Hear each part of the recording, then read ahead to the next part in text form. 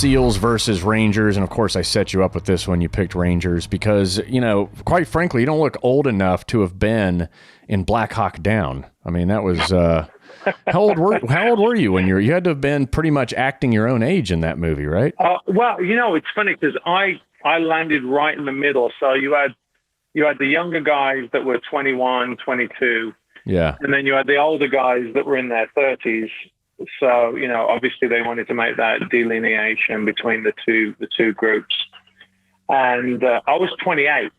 So I was right in the middle. Oh, okay. And of course, in the movie, my character, or the actual person that did it, splits up and goes with the Delta guys.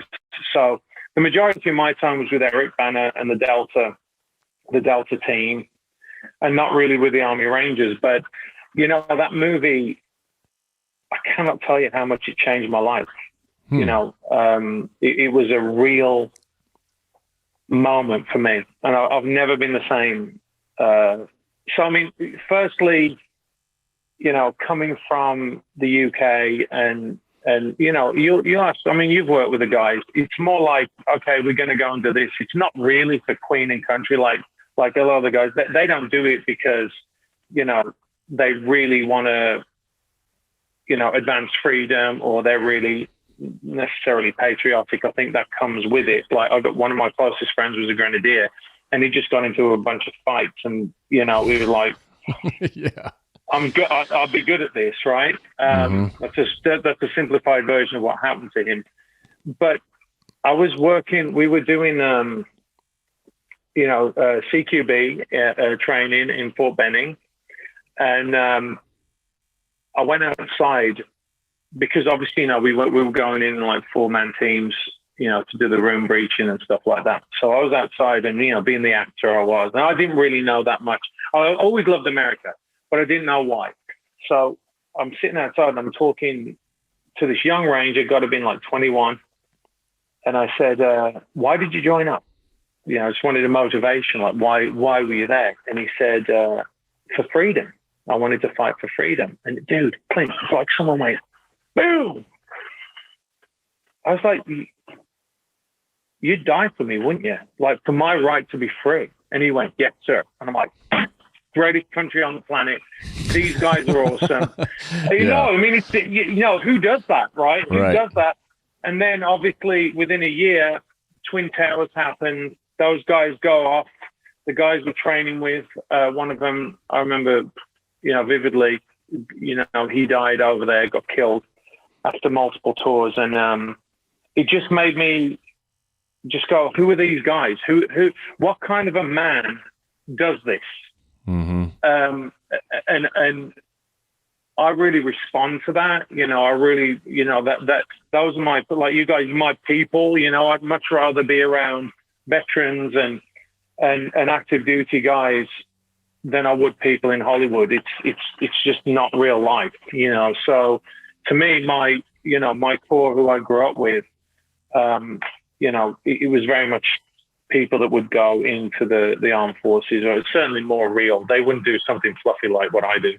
But so since then, obviously, that movie had such an impact on so many people. And I get these young guys coming up to me who have sacrificed so much. And they're like, thank you so much. And I'm like, what? Like, what, you thanking me?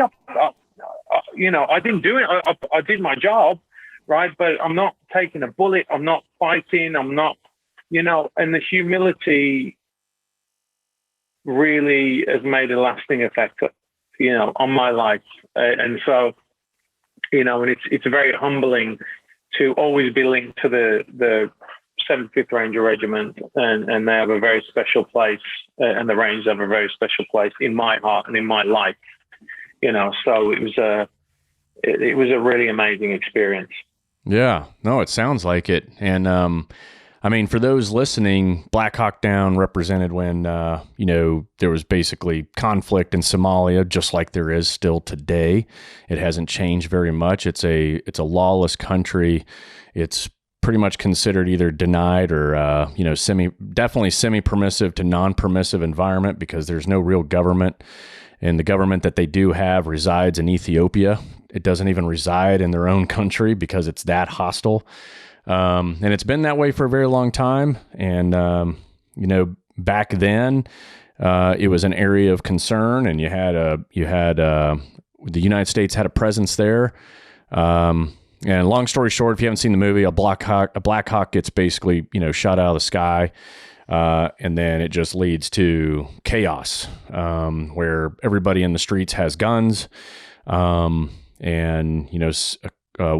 or two guys taken hostage, and then it went from a small mission to a much bigger mission and became a big mess. And then eventually, U.S. forces got control of the situation, but there was a lot of lives lost, and it's an incredible story. I mean, and I think that's the piece. You're part of the storytelling that keeps the history and the names and the guys alive. And that's where guys like me and everybody I know appreciate guys like you that have played those roles and kept the story going and kept that piece of history alive in a format that, heck, you can play the movie over and over and over again. I think that's the coolest part about movies is, you can throw it in anytime you want and go right back in history. Because I feel like, where if it's a Black Hawk Down versus a Rambo, Rambo is a fictional thing, where that's real. And that's the kind of stuff I like personally. Transformers, that's obviously a big deal, right? Mm-hmm. So what you were playing a Navy SEAL role in that, or what? No, in Transformers, that was a really weird thing because, and again, it's actually nod to another Navy SEAL by the name of Harry Humphreys. Oh yeah, he was the tech advisor on Black Hawk Down, and so I go in and meet with Bay, and listen, I love The Rock, I love Bad Boys, I'm like total. I think he's probably the best action director in the world. And so I'm like loving going in and meeting him, and I had to do. Here's the funny thing: when you do those military roles, a lot of the time they want you to like call in coordinates, which is like the worst thing as an actor to do. Like it's really tough. That's why really you want the real guys to do it, and that's why Bay uses the real guys all the time. So Harry Humphreys comes in and he says, "Right, Matt. Well, you're a captain, right? So." You play captain, you're a captain, and we're doing all the training. We're doing overbounding with a bunch of guys like Jeff Reeves and, a bunch of other team guys, because he brings in a lot of team guys and a couple of Army Rangers. And so we're doing all this training. And then there's a scene where, and again, you don't know what the movie's going to be like. Like this could have been like this massive battle scene. And he comes up and he goes, okay, Matt, pick the team to go up in the birds, right? And I'm like, oh man, like I got to go and tell a bunch of team guys like who goes up in the birds, like feeling a little bit like because they could go, who the hell are you? But there was a couple of SWAT teams that had come up from I don't know what they come up for that were supporting us in the team. So it was the core like SEAL team guys, Harry's boys, and then there was the other guys. Mm-hmm. And I went over to them and I said, hey guys, listen, sort it out between yourselves. I want 8 guys on that bird. I want 8 guys on that bird. Right. And then they just started arguing with each other. Right. It was the funniest thing. I'm like, hey, you guys are meant to be decision makers. Like, just get on the bird. And then Harry Humphrey, and I really wanted to go on, right? Because all the way through Black Hawk Down, I'd never been on a Black Hawk. So I go over to, Harry walks up to me and he goes, oh, get your boys and get on the bird. So I go on, and again, you'll appreciate this, like for those that haven't been in the situation. We get on the Black Hawks, strap ourselves in, we're back to back, and I've got Jeff Reeves, the SEAL behind me, and we take off, and it's like 2 Black Hawks flying around, and we got originally we got 2 Apaches with us as well. Mm-hmm. But one of them had an issue, so that stayed down. The other one was right opposite me, and I'm looking with the doors open on the Black Hawk, flying around like this. And I'm looking over, I'm like, this is possibly the coolest shit ever in the world. like he doesn't, and Jeff like hits me like this, right? And it's super loud, right? And I'm like, yeah. And he goes, just so you know, this shit never gets old.